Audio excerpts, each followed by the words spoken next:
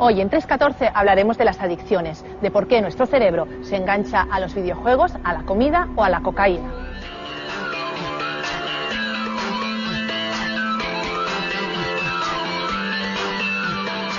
En 1950, dos científicos, Olds y Milner, llevaron a cabo un experimento decisivo. Implantaron unos electrodos en el cerebro de un ratón y crearon un sistema para que el animal pudiera darse placer a sí mismo. Cuando el ratón apretaba una palanca, el sistema estimulaba el centro del placer del animal. El ratón no tardó en entender el truco.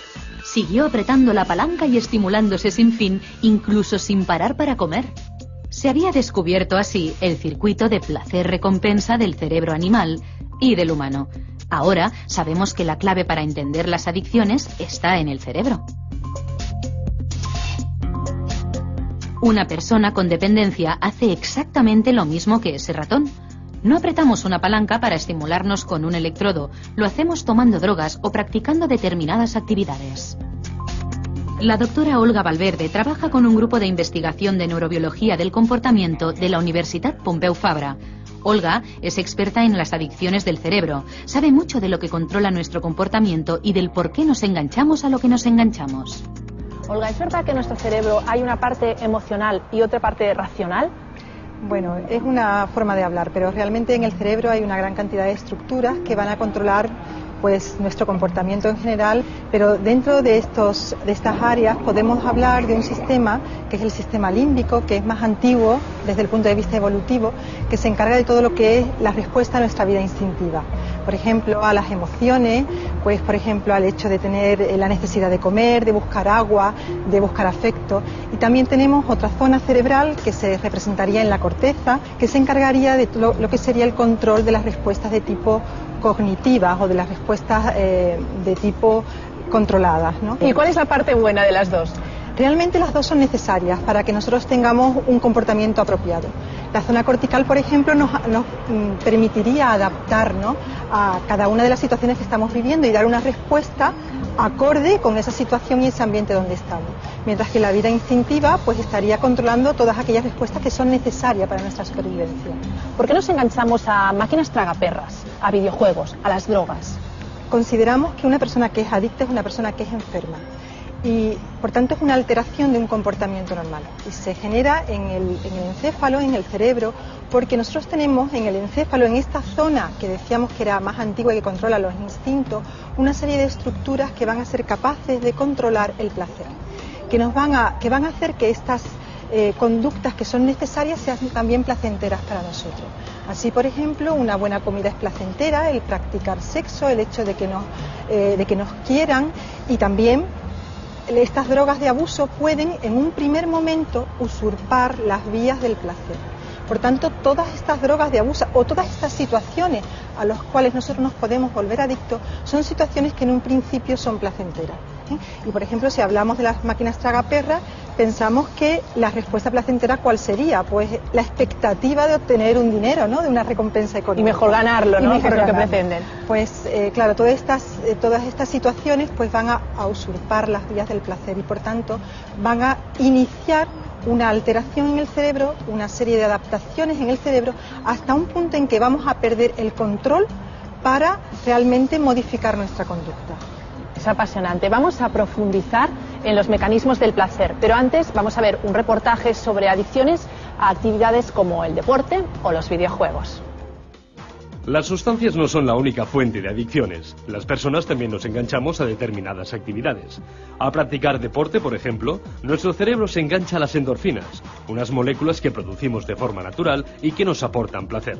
El estrés de la actividad diaria nos aumenta la adrenalina y las endorfinas vienen a rescate para contrarrestar su efecto llenándonos de euforia. Cuando se acaba el esfuerzo físico sentimos un vacío por partida doble. Ya no hay endorfinas que nos den placer y sí el exceso de adrenalina que nos produce malestar. Por eso haremos lo posible por repetir esa actividad que nos inundó el cerebro de la química del placer, las endorfinas. Con los videojuegos el mecanismo es diferente.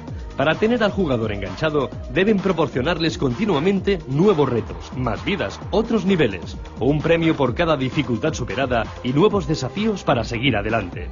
En un entorno así el cerebro se siente a gusto. Por cada logro conseguido, descargas de dopamina nos acercan al placer y la búsqueda continúa para conseguir otras dosis. Cuando las recompensas no llegan, una alerta en forma de bajos niveles de dopamina nos provoca la decepción y la ansiedad.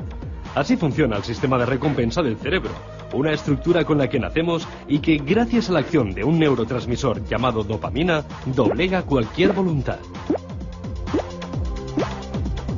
En la búsqueda del placer parece ser que los neurotransmisores, ya nos lo contaba el vídeo, tienen un papel importante, pero ¿qué son exactamente? Los neurotransmisores son sustancias que sirven para facilitar la comunicación entre neuronas o entre células nerviosas, de manera que todas estas neuronas van a formar entre sí una especie de red. Y cuando se activan unas redes o se inactivan otras, pues se va a producir el control de una serie de funciones que pueden ser desde el aprendizaje, la memoria, el control del movimiento, el control de la sensibilidad, el control de la ingesta alimentaria. En el caso del control del placer, quizás uno de los neurotransmisores más importantes y que más se ha estudiado es el sistema dopaminérgico. La dopamina, que es el neurotransmisor que forma parte de este sistema, se incrementa de forma importante en situaciones placenteras, como por ejemplo, pues cuando comemos algo que nos gusta. Eso es lo que yo te quería preguntar. Por ejemplo, en el placer de la comida, que nos produce la comida, ¿cómo funciona esta sustancia? En el caso de la comida, además de la dopamina, existen otra serie de neurotransmisores que van a controlar esta situación placentera que produce la ingesta de comida. Por ejemplo, el sistema endocannabinoide podría ser... A mí eso me suena a cannabis y cannabis marihuana, ¿no? Estamos hablando de marihuana. Bueno, no estamos exactamente hablando de marihuana, pero nosotros tenemos un sistema endógeno en nuestro organismo que tiene una función muy similar a la que producen los derivados de la marihuana. Es decir, que tenemos una serie de sustancias que con muy pequeña proporción actúan en nuestro cerebro tal como lo harían pues los derivados de la marihuana.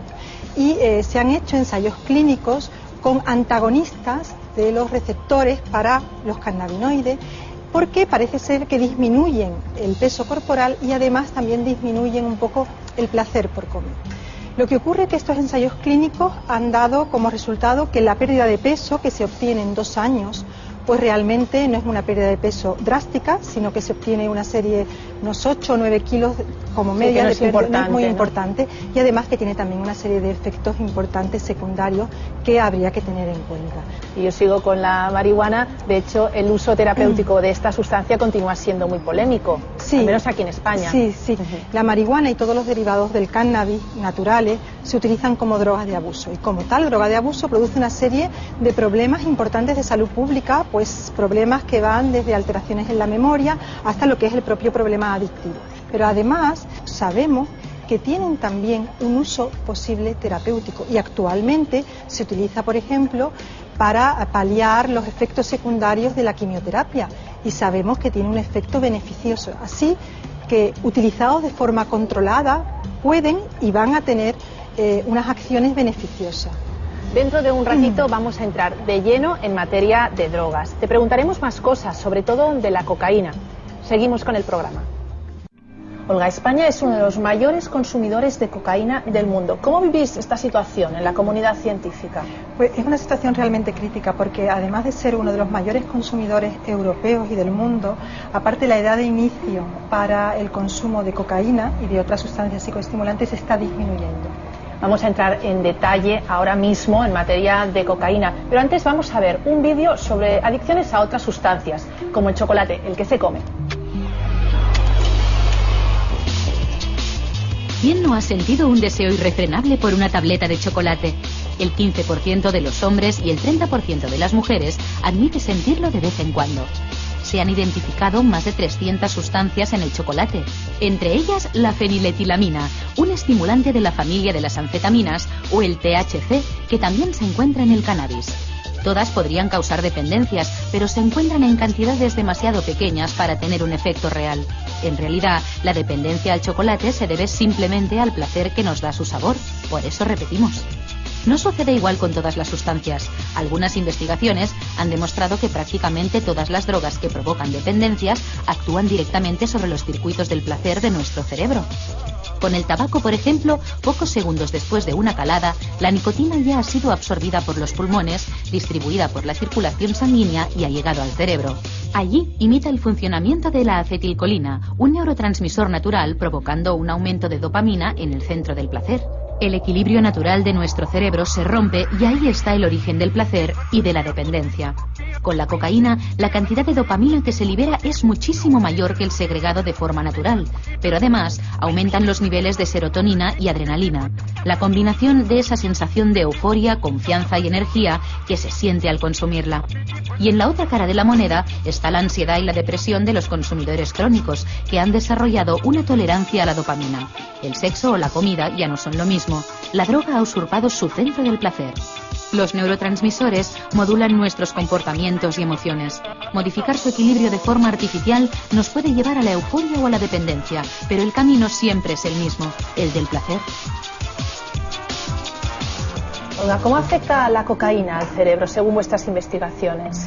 Pues la cocaína en un primer momento, como la mayoría de las drogas de abuso, lo que hace es usurpar esas vías del placer de las que habíamos estado hablando anteriormente y tiene unos efectos positivos, unos efectos recompensantes. En el primer momento. En el primer momento. Ajá. Pero luego, conforme el consumo se va haciendo más repetido y el consumo se va haciendo crónico, se produce lo que llamamos una serie de reacciones adaptativas, es decir, nuestro cerebro se va a adaptar al hecho de estar expuesto continuamente a un tóxico. Y en este momento va a existir también unas alteraciones a nivel de otras estructuras cerebrales, como son estructuras corticales.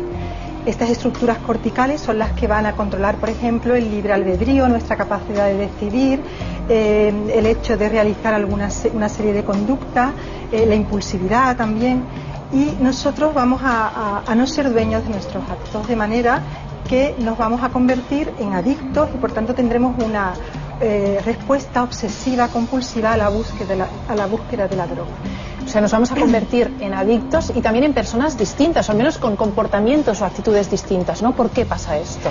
Pues porque hemos investigado que incluso existen cambios en la estructura y en la función de las neuronas. Las neuronas corticales van a cambiar su forma, van a cambiar sus conexiones sinápticas, van a cambiar los niveles de neurotransmisores, estos mediadores que son capaces de transmitir información, todo esto se va a variar. Se comunican. Se comunican. Todas estas comunicaciones van a variar. Y entonces pues nos vamos a encontrar que nuestro cerebro va a empezar a funcionar de una manera incorrecta. Y vamos a dirigir todas nuestras acciones hacia conseguir la droga. Por eso decimos que los adictos se caracterizan porque pierden el control de sus actos, pierden el libre albedrío y ya se consideran realmente enfermos, se consideran personas que no pueden controlar sus actos. Ya para acabar, Olga, si quisieras que una idea de todo lo que hemos hablado trascendiera de vuestras investigaciones sobre el cerebro y las adicciones, ¿cuál sería? Pues podríamos decir que en principio hay que considerar a los adictos realmente como enfermos, que son enfermos psiquiátricos y por tanto necesitan ser tratados, necesitan ser ayudados. Y para todo esto es necesaria la investigación básica que nos aporte nueva información y nuevas dianas terapéuticas para tratar el problema de la adicción, que continúa siendo un problema muy importante de salud pública.